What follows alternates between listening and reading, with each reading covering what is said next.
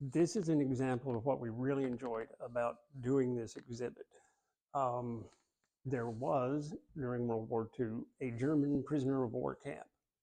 I didn't know that. We didn't know that until we started into this, and some people said, oh, you can do something about the POW camp?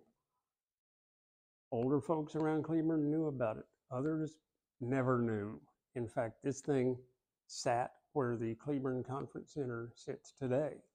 There are no pictures of it, photographs of it in use, of the lot in use as the POW camp, but we do have some other things that we can kind of extrapolate about what the camp was like. Here's some of the older fairground buildings that were there before it became a POW camp. We've got kind of a map here, a Google Maps that's situated with landmarks you might know. There are no photographs of prisoners at the camp, but these guys here were at a camp in nearby Mejia, and Mejia fed POWs to Camp Cleveland. So it's actually kind of likely that these men may have shown up here. We've got a lot of cool stories about the camp. This is a man named Larry Harmon. He came here to guard prisoners. He's in the United States Army. He was assigned here as a prison guard. That was good luck for him because he met his wife here,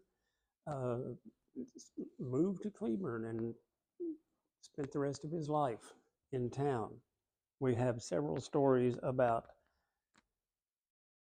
kids, like 6 or 7 years old, who would go to the barbed wire fences around the POW camp and talk to the prisoners. Of course, there were guards nearby, but parents, it seemed, had no problem letting kids go talk to these POWs. It's kind of like everybody was trying to be on their best behavior. This is one of those really remarkable things that we were able to uncover while we were working on this display. And we have some objects that are related to the POW camp. This is one of the stones out of one of these original buildings, like that. You can kind of see the stonework there. And that was given to Larry Harmon's son, Roger, who later, he obviously grows up here and becomes a county judge.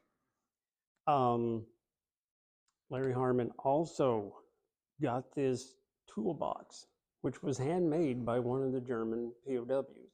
A lot of them did carpentry work for something to do, and some of them did wood carving. And so we have this little Christmas figurine set that a German POW actually carved and gave to someone in Cleveland before they went back to Germany. It's got a Santa Claus with it, a Christmas tree, and this guy up here, which at first glance you might think is a soldier, but it's not. He's what they call an ore miner in Germany, and somehow they have become part of Christmas decor and festivities. So he carved that and left it behind.